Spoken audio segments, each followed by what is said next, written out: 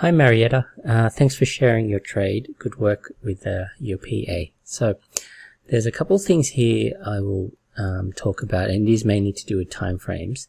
Firstly, what I want to just understand as well is what exactly is are the trades you're trying to take. Is it a cheese trade you're going for? Because it sounds like if you're looking at the 15-minute and 3-minute, you're doing a cheese trade. Which means it's lower time frame and it's something new and fresh. So you want to get involved in your cheese trade very soon after the breach happens. So for example, if you're looking at this area as a breach, or maybe this area as a breach, your cheese trade on the 15 is happening then in these areas here. As the move just started, you're basically any pullback that you get, obviously the earlier the better. Any pullback you get, you're looking for a pullback on the 3-minute time frame to get an entry. So for example, let's just say if we're looking at this as a breach and this is something we're looking to see if there's a pullback here, we go down to a 3-minute, or if you prefer the 5-minute, to this piece here. Then here's where you'd read the pullback. You would see at this point we don't really have a pullback, it's just sort of like a leg of retracement coming back, and then from this point we start to see a pullback because we can see clearly now legs are going up in this fashion on your 3-minute. So that's how you know this is the right time frame to look at, because you can see the legs coming in that manner. So from here then basically we're trying to digest this move. So, and we've got a guy who started here, a level here. So once we break through these areas, money spot, then we can take our entry. Now, issue I see, however, is you're getting involved in these areas now of the trade. But at this point, it's no longer a cheese trade, just because this is where the breach happened and this is where the price went to.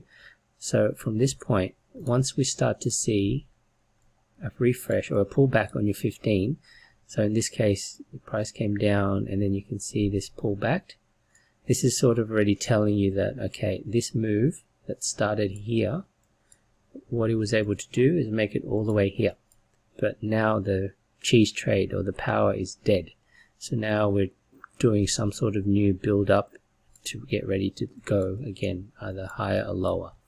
So getting involved here is no longer sort of in cheese territory. You're now doing an anticipation trade, and it becomes a more higher time frame play, because it's going to take a bit more time now for the big boys to keep building up their orders again to get ready for the next move. So the thing you can focus on with time frames is what time frame can you see the pullback coming in. So in this case, if I'm just watching this part, at this point I don't really have a pullback on the 15, it's just a retracement.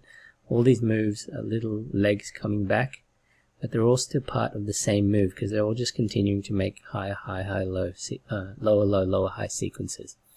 Eventually when we get to this point, this is where we see now it stops making a lower low and actually makes a higher high from this point. So now this is a refresh, this is a pullback.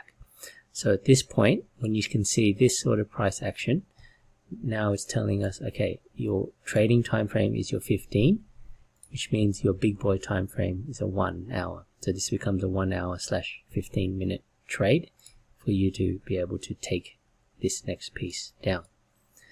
Going forward again, and you can see this barely makes a low and then continues higher, and now we can even see that okay, maybe this now is another pullback coming in on this 15, even deeper.